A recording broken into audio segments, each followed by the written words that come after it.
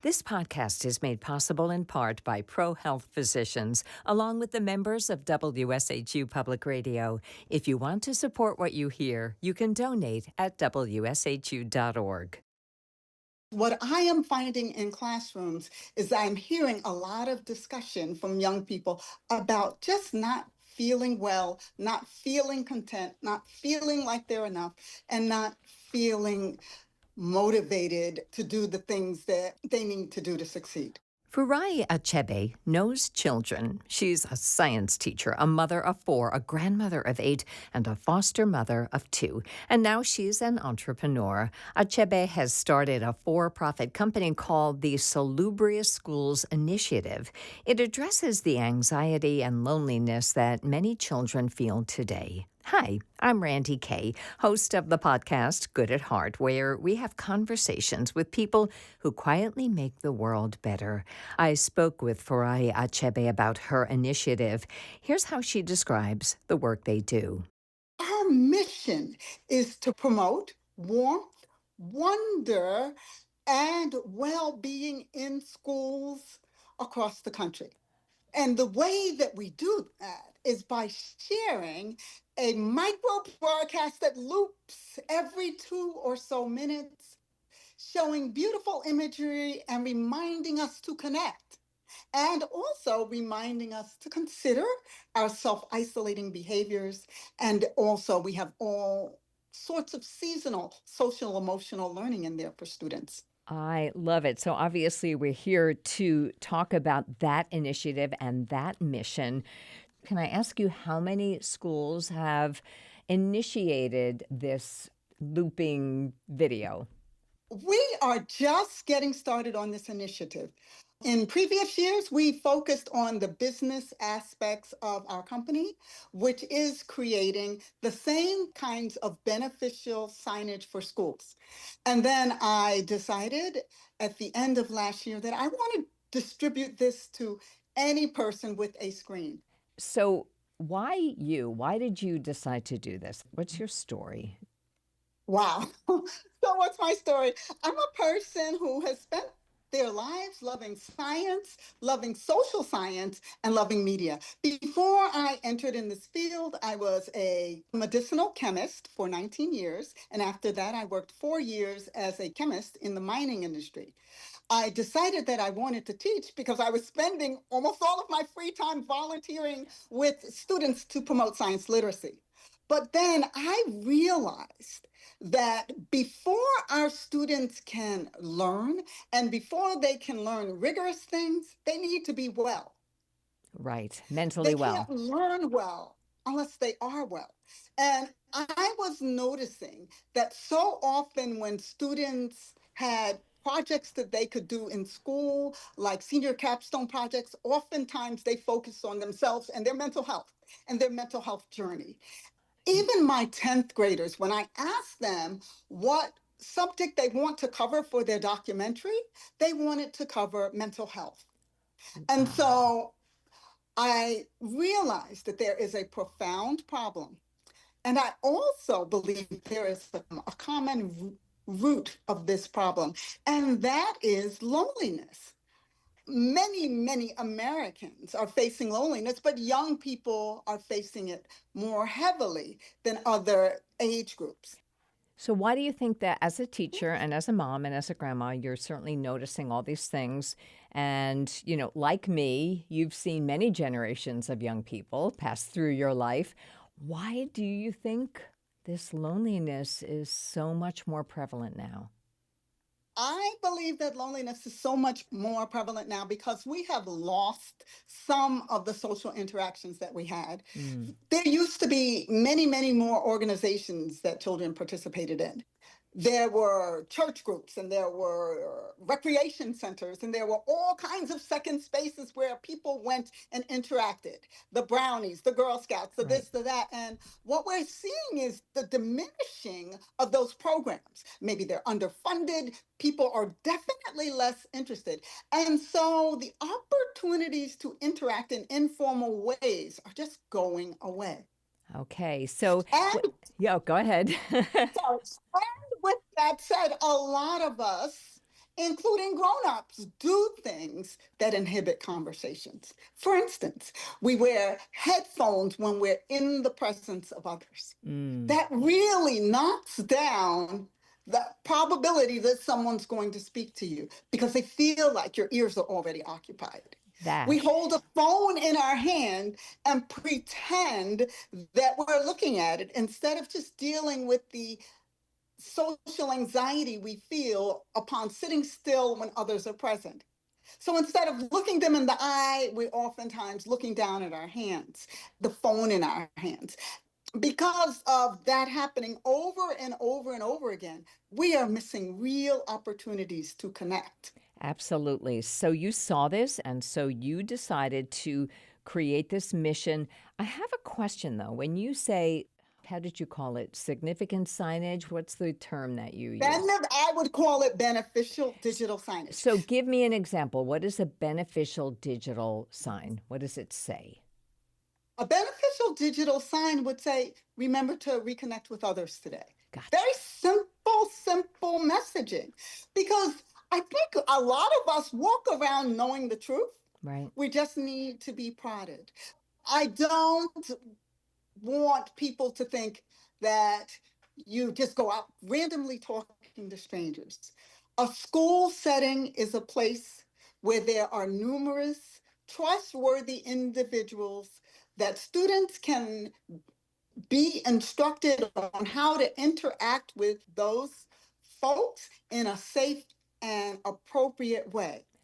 Okay. And when they do, they get to be seen, heard, and understood. And that is, I believe, this is one of the things we don't talk about enough as something that is essential. But it is. It is essential that we are seen, heard, and understood. And when you talk about the physical effects of the United States' current loneliness crisis, this is how it manifests. People are not getting that human need met. Okay, so I feel, with this opinion now, I Okay. feel that a lot of negative biochemistry happens and a lot of negative thought patterns follow when we don't feel seen, heard, and understood. I totally agree. I am passionate about human connection myself. We each have various needs for it.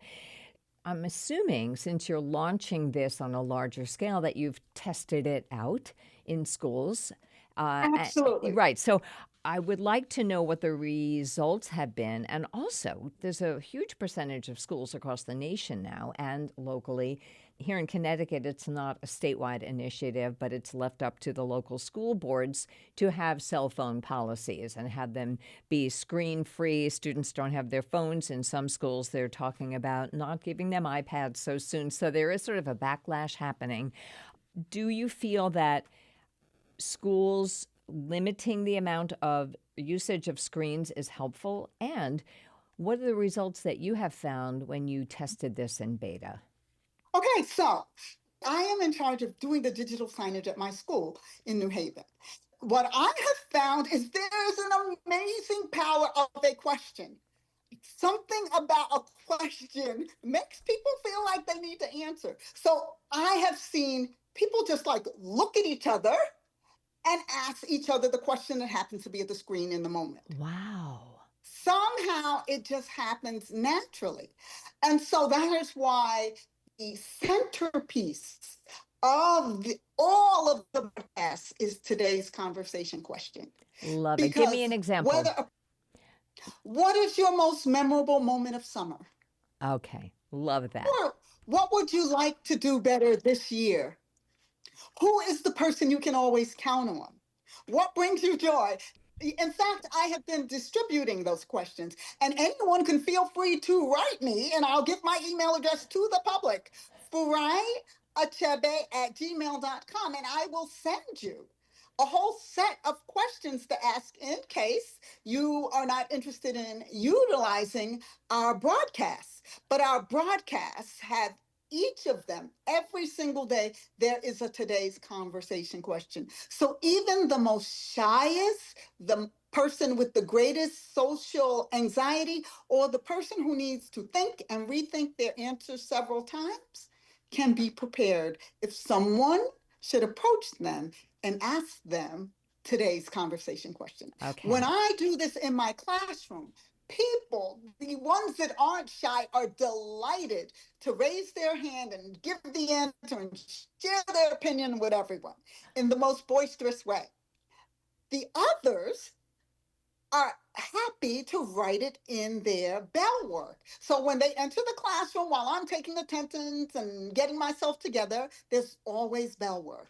So people will answer those questions in the bell work, and I'll circulate and look at their answers and start small conversations based on I that. I But love that. children need that. Yep. I've got to tell you that I went out and got one of those sweatshirts that say on the front, "You are enough," and on the back it says, "Dear person behind me, you make the world better." Whatever it says, I don't know. It's in the back of my Oh sweatshirt. my But God. I wanted to see what would happen. And it's a little warm to wear a sweatshirt this summer, but when I have worn it, I've gotten the kind of reactions that they talk about because it's just a little conversation starter, like your questions. Like, I've had somebody tap me on the shoulder and like they just like, thank you for your message. Where'd you get the sweatshirt? Whatever it is, just a way to connect. So I feel you and I can feel your passion for teaching and for this. So I'd like to know what inspires you. Is there a quote? Is there a philosophy you live by? What do you say in your head to give you the passion that you have?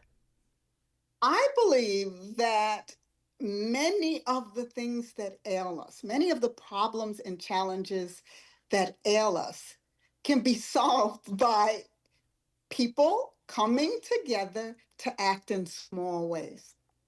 And a smile or a eye to eye contact, a little question, a little pause to really, really connect, Hmm. that builds people. And I've seen it build people. I love that. And I know that it matters. There's this adage about camping. When you're camping out, leave the campsite cleaner than when you arrived. And I believe that about small interactions, that leave that Mm. interaction a little bit more positive than when you arrived. Like if somebody waves me to make the left turn or whatever, I always thank them. Just wave your hand. Okay, I digress. How can others help your mission now? What do you need from the general public? How can they find out about it? And how can they help? Well, the first thing I can speak on is educators. We really do need educators to be a part of the Salubrious Schools Initiative. And all that you need to do is check out the broadcast. If it is appropriate and does not violate any of your district rules, then share it, play it. It's only 2 minutes. And then follow up by asking questions or follow up by amplifying any social emotional lesson that you deem appropriate for your students. We all need to provide systemic support for well-being. Mm, Every one of us is in that building because every one of us in that building has been selected to support students. And that is one powerful way that we can transform their lives by seeing, hearing, and understanding them. The second thing that we can do is to support this programming. Anyone can support this programming. We are not a nonprofit. I could not deal with being a nonprofit again. I have a nonprofit, and you spend all of your time raising funds rather than doing the work.